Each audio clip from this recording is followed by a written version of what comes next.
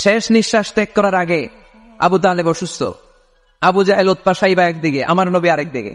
আমার প্রিয় নবী বললেন, চাচা, আজীবন আপনি ছাতার মতো আমাকে আশ্রয় দিয়েছেন, আজীবন আপনি বাবার মতো কোলে পিঠে করে মানুষ করেছেন, একবার শুধু আমার কানে কানে বলেন লা ইলাহা ইল্লাল্লাহ মুহাম্মাদুর, বাকিটা আমি আল্লাহর সাথে বুঝে নেব।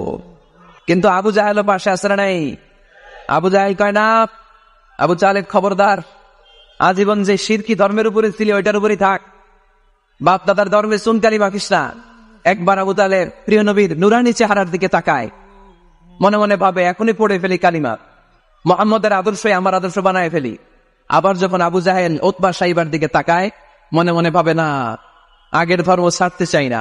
এই দোটানা অবস্থা থেকে শেষ নিঃশ্বাস ত্যাগ করার আগে আবু তালেব এটা বলে মারা গিয়েছে, আলা মিল্লাতি আব্দুল মুত্তালিব, আমি আব্দুল মুত্তালিবের শিরকি ধর্মের উপর থেকে শেষ নিঃশ্বাস ত্যাগ করলাম।